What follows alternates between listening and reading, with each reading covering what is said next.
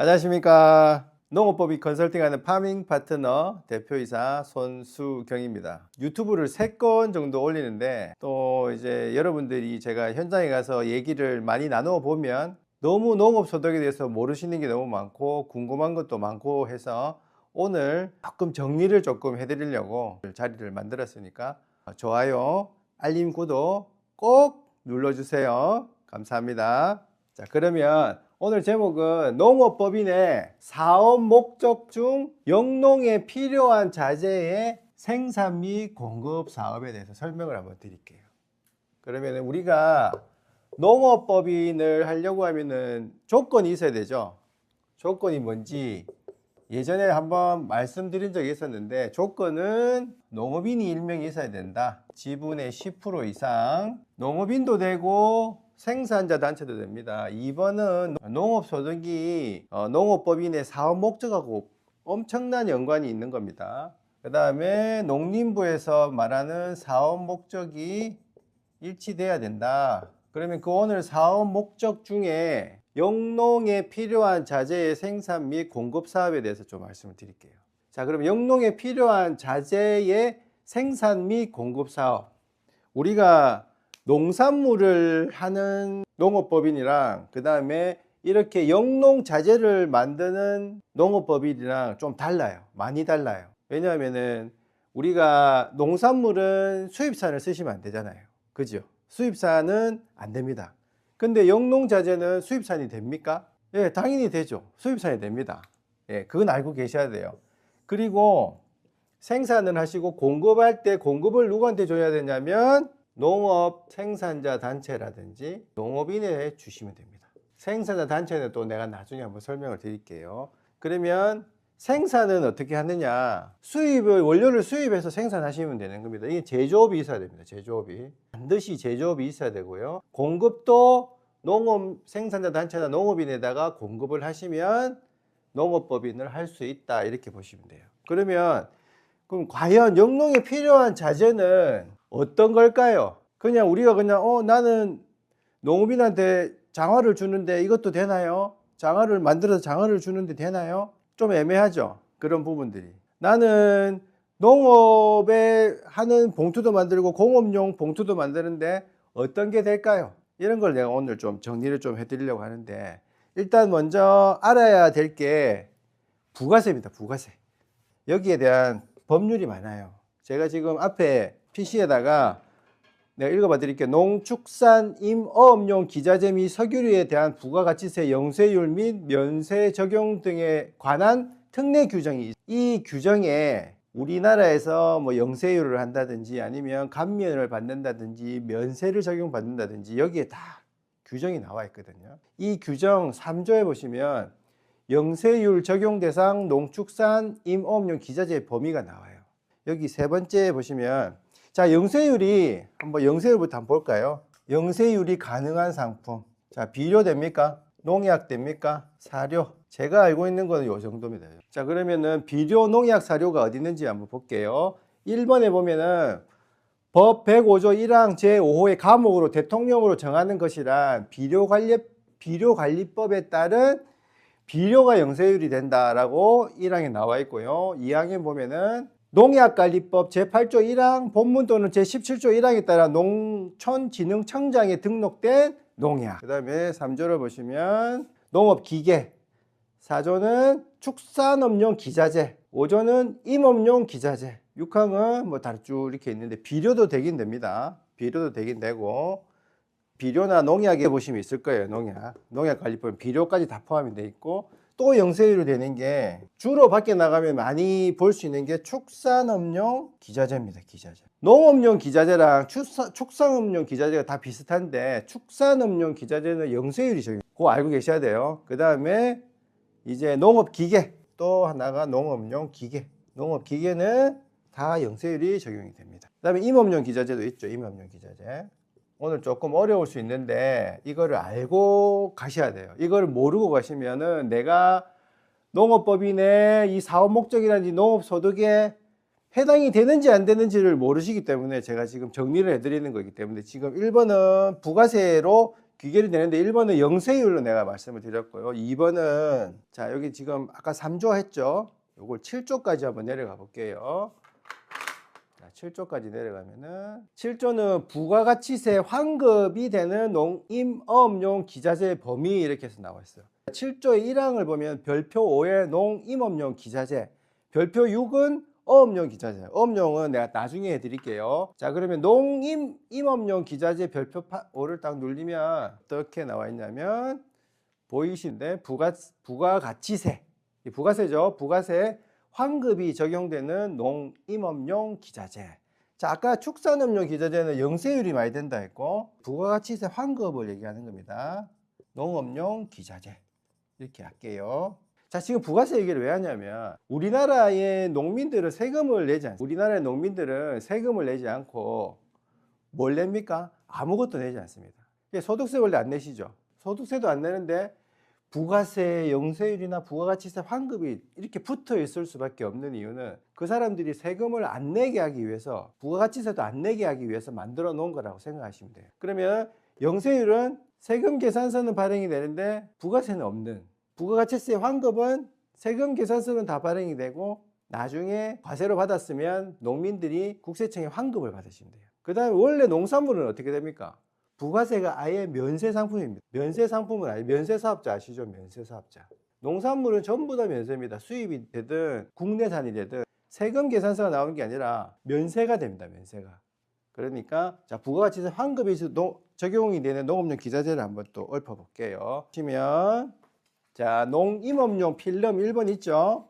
1번 농임업용 필름, 2번 농임업용 파이프, 그 다음에 포장 상자, 그 다음에 폴리프로필렌 포대. 폴리프로필렌이 뭐냐면 PP 포대라고 보시면 돼요. 쌀 포대가 전부 PP 포대입니다. 그 다음에 과일 봉지, 과일을 이제 뭐 배를 덮는다든지, 그 다음에 사과를 덮는다든지 이런 것들이 이제 과일 봉지고, 과일 봉지 한번 읽어볼게요.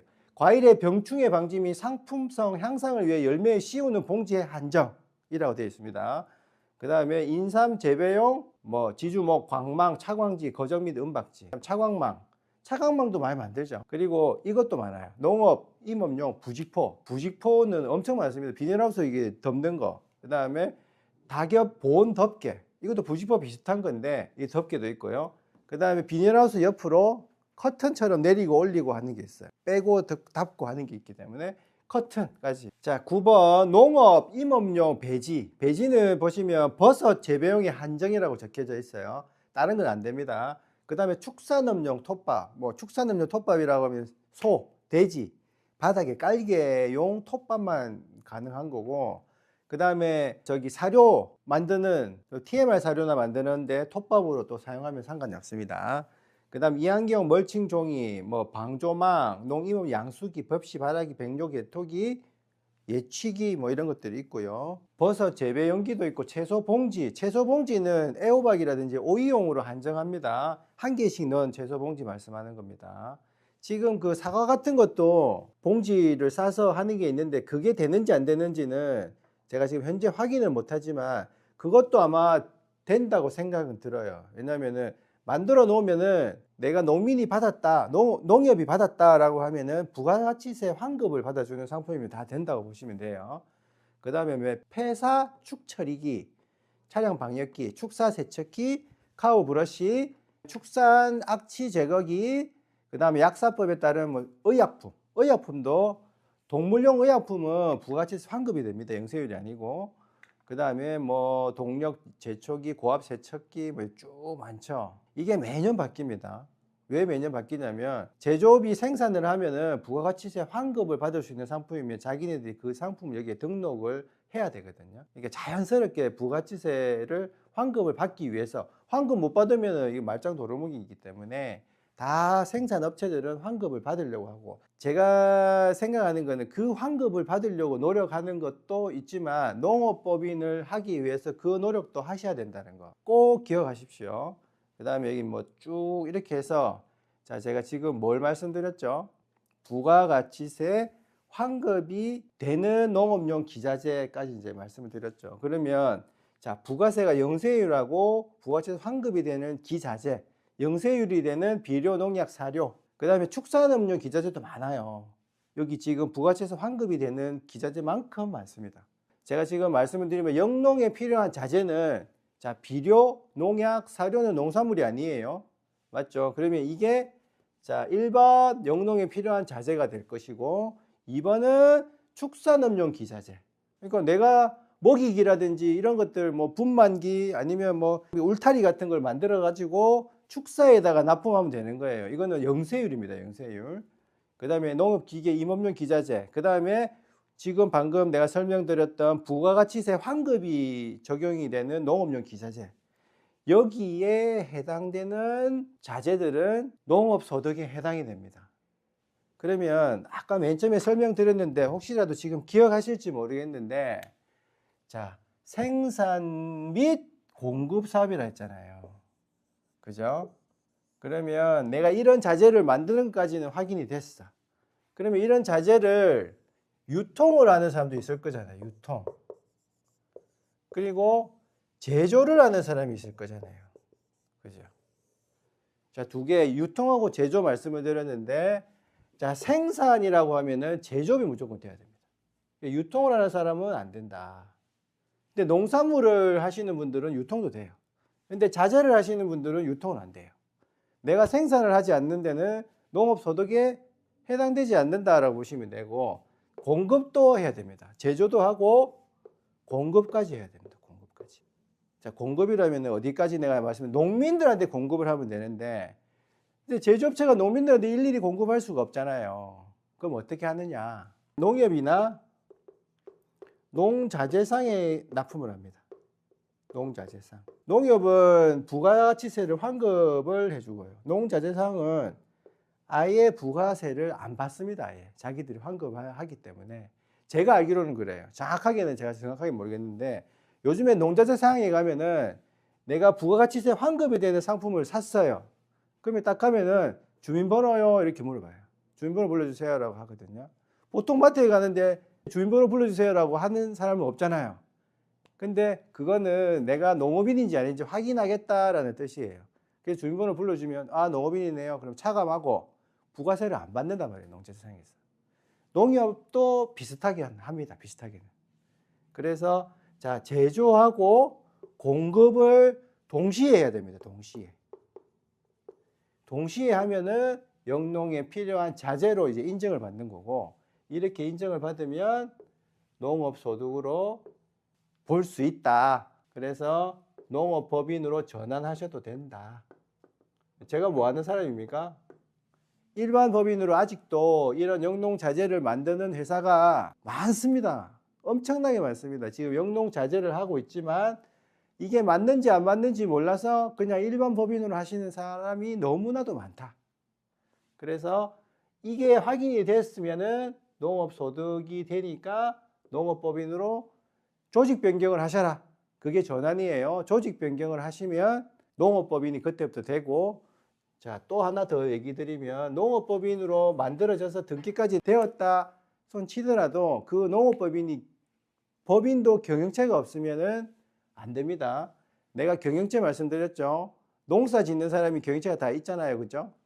농업법인도 경영체가 있어야 된다. 그렇게 하면은 1차적으로는 끝. 그 다음은 이제 세무사에서 이제 세무기장이라든지 이런 걸 어떻게 해주는지 그것도 내가 나중에 한번 설명을 드리고 넘어갈게요. 지금 오늘은 제가 농업법인의 사업 목적 중 영농에 필요한 자재 생산 및 공급 사업이 어떤 건지 여러분들한테 뭐 다는 알려드릴 수 없지만 구체적으로 내가 설명을 드렸고 혹시 여기에 궁금하신 내용이 있으시면 저한테 전화 주시면 제가 뭐 어디든지 가서 상담을 해드리고 그렇게 할 수 있도록 준비를 잘 하겠습니다. 감사합니다. 오늘까지 들어주셔서 감사하고 다음에 또 뵙겠습니다. 고맙습니다.